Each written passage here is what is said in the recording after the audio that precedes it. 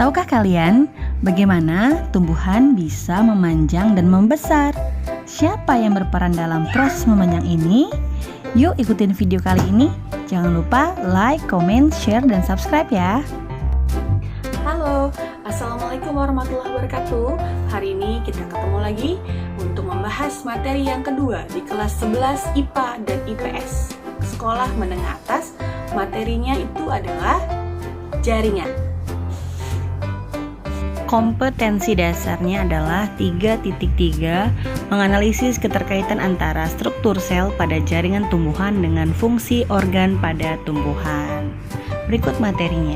Ya, hari ini kita akan bahas terlebih dahulu jaringan meristem ya. Cuman kita harus tahu juga apa pengertian dari jaringan. Ya, jaringan adalah kumpulan dari beberapa sel yang memiliki bentuk dan fungsi yang sama.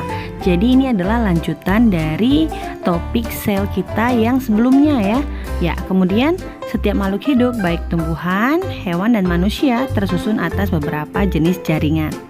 Yang pertama, untuk jaringan tumbuhan dibagi menjadi dua, yaitu jaringan meristem dan jaringan dewasa.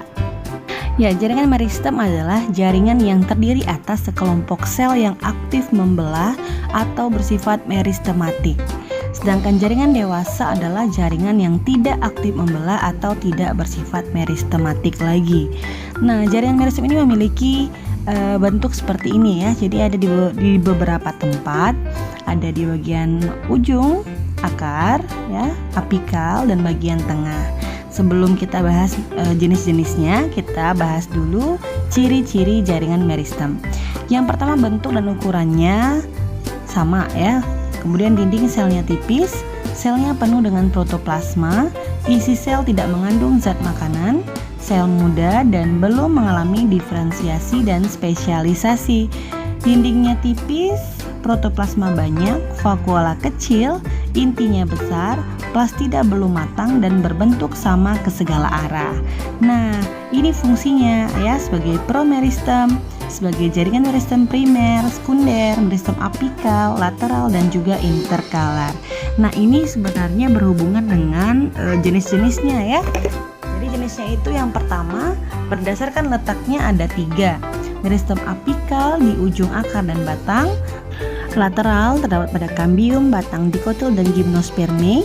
Tahu ya, gimnosperme itu adalah pakis haji, melinjo, pinus ya. Jadi itu contoh dari gimnosperme. Ingat saja papidamecum ya. Pakis, pinus, damar, melinjo dan cemara. Kemudian yang terakhir adalah meristem interkalar yang berada pada ruas-ruas batang tebu dan batang bambu. Pokoknya yang punya sekat-sekat seperti itu. Oke ya. Paham sampai sini? Kalau ada pertanyaan bisa kalian buat di kolom komentar. Berdasarkan asalnya, meristem dibagi menjadi 3. Yang pertama adalah promeristem, ditemukan pada saat tumbuhan masih dalam tingkat embrio ya, misalnya dalam bentuk biji ya.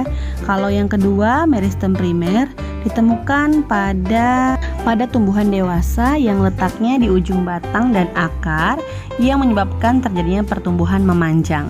Sedangkan meristem sekunder ini ditemukan pada jaringan yang telah terdiferensiasi, dan meristem sekunder ini penyebab tanaman menjadi membesar ya. Contohnya ada pada kambium, dikotil dan gimnosperme. Dikotil ini yang berkeping 2 ya, bijinya berkeping 2, kebanyakan adalah buah-buahan seperti durian, jambu biji, jambu air ya, jeruk. Pokoknya yang batangnya kuat-kuat, oke? Ya, jadi ini untuk jenis jaringan tumbuhan. Berikutnya adalah teori titik tumbuh ya. Jadi dalam pertumbuhan tanaman itu ada beberapa teori yang berkembang. Yang pertama, teori titik tumbuh, teori sel apikal dari Hofmeister dan Nageli, bahwa tidak ada perbedaan khusus pada asal-usul jaringan apikal pada pucuk tumbuhan karena seluruh sel pada pucuk batang berawal dari satu sel tunggal. Yang kedua, teori histogen dari Johannes Ludwig Emil Robert von Haystein. Ini mengatakan bahwa meristem primer terdiri dari 3 lapisan sel pembentuk jaringan. Yang pertama adalah dermatogen, peribelum, plerom. Nanti akan lebih jelas di pertemuan berikutnya ya untuk membahas jaringan permanen.